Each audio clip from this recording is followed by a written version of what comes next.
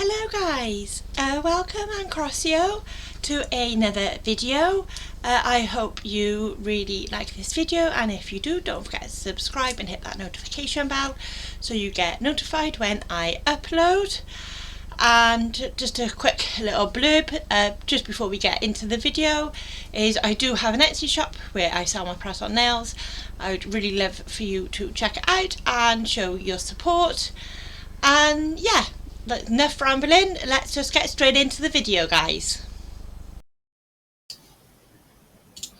Hello guys, so I am just starting off by painting white on all four of the nails apart from the nail that goes on the ring finger, putting that into cure and doing a second coat on them white nails.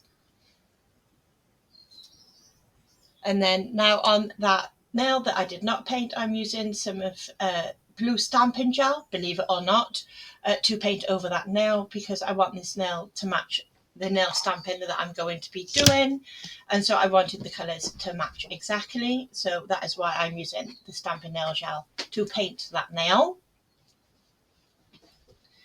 And now we're going in with the stamping, as you can see, and I'm using like an cracked ice kind of effect. And I was kind of, going for like cracked ice or icebergy kind of inspired nails. So I'm just stamping that same design on all four of the white nails.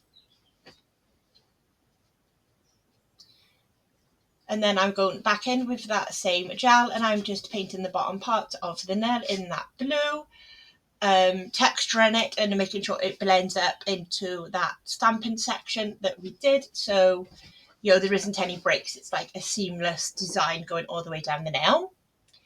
And then on that blue nail, I've not forgotten about it. I'm going back in with the same stamping plate. And I'm just getting one of the snowflakes that I like the design of. And I'm stamping that band smack in the middle of that nail. And I really liked how that came out. But I thought with that colour blue and the white, it was a bit too contrasty. So I decided to go in over the top of all of the nails completely with the cyan jelly blue nail polish from Etsy. And I mean, I just put the tiniest amount on that brush and I spread the most thinnest layer you could possibly get just to take off that whiteness that was left from the white. Obviously it's white, it's going to leave whiteness, so it went from kind of like that jelly blue down to that dark blue.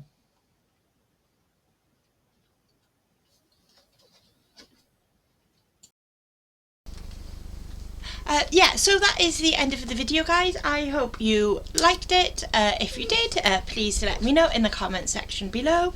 If there are any type of videos you'd like me to make, let me know in the comment section below, and I'll see you all in another video. Bye!